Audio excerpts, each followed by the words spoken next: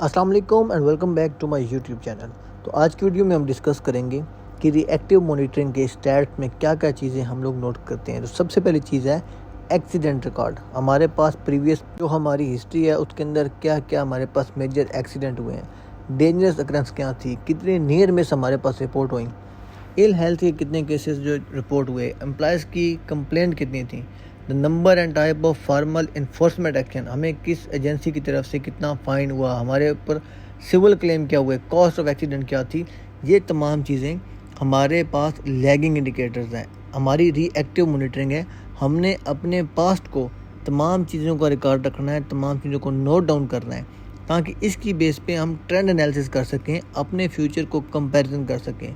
अगर हमारे पास एक्सीडेंट ज़्यादा हो रहे हैं, डेंजरस अकरेंस, नियर मिस, तमाम चीज़ें अगर ज़्यादा हो रही हैं, इसका मतलब हमारे लीडिंग इंडिकेटर्स जो हैं वो लैगिंग इंडिकेटर से वर्स हो रहे हैं, नेगेटिव में जा रहे हैं। हमें अपना कल्चर, अपना HSE परफॉर्मेंस को इफेक्टिवनेस इंप्रूव करना पड़ेगा। इसके अलावा अगर हम बात करें हमारे स्टैटिक्स की, तो हमारे पास कॉस्ट ऑफ एक्सीडेंट के बाद ट्रेंड को आइडेंटिफाई करने में मदद मिलेगी।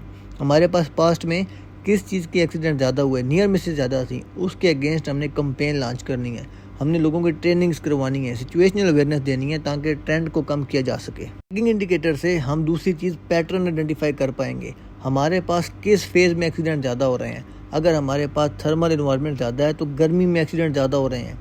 अगर हमारे पास कोल्ड इन्वायरमेंट की वजह से एक्सीडेंट होने हैं तो ईयर एंड पे इन्वायरमेंट में हो रहे हैं।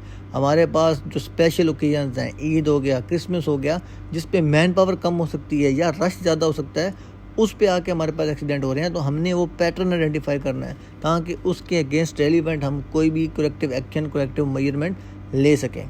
उसके बाद हमारे पास जो सबसे एक इम्पोर्टेंट चीज़ आती है, एक बेंच मार्किंग के लिए आती है, एक अपने आप को रिव्यू करने के लिए आती है, LTI फ्रीक्वेंसी रेट।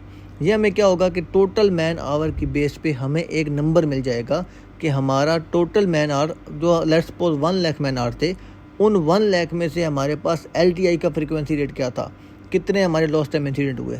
तो फार्मूले को कैलकुलेशन कैसे करेंगे, number of lost time accident, जितने नंबर ऑफ एक्सीडेंट हुए जो LTI था।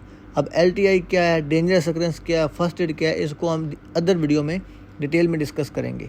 अभी यहाँ पे क्या है, जितने भी आपके लॉस्ट टाइम इंसिडेंट हुए उसको आपने डिवाइड करना है total number of hours working in same period. अगर आप 1 साल का ले रहे हैं, आप 6 महीने का ले रहे हैं, जो भी आपकी बेंच मार्किंग है, उसी टाइम ड्यूरेशन के अंदर जितने इंसिडेंट हुए उसको डिवाइड करेंगे टोटल आवर्स वर्कड, जितने आपके मैन आवर काम किया, उसके बाद मल्टीप्लाई करेंगे 1 लाख से। तो ये आपके पास आएगा LTI फ्रीक्वेंसी रेशो। इसको आप अपने लैगिंग इंडिकेटर के साथ बेंच मार्क कर सकते हैं। लास्ट ईयर हमारे पास फ्रीक्वेंसी रेशो क्या था, इस मरतबा हमारा गया, अगर वो लास्ट ईयर से ज़्यादा आ रहा है हमारी HSE परफॉर्मेंस नेगेटिव हो रही है, अगर लास्ट ईयर से कम आ रहा है हमारी HSE परफॉर्मेंस पॉजिटिव हो रही है, इंडिकेटर्स हमारे पॉजिटिव की तरफ जा रहे हैं।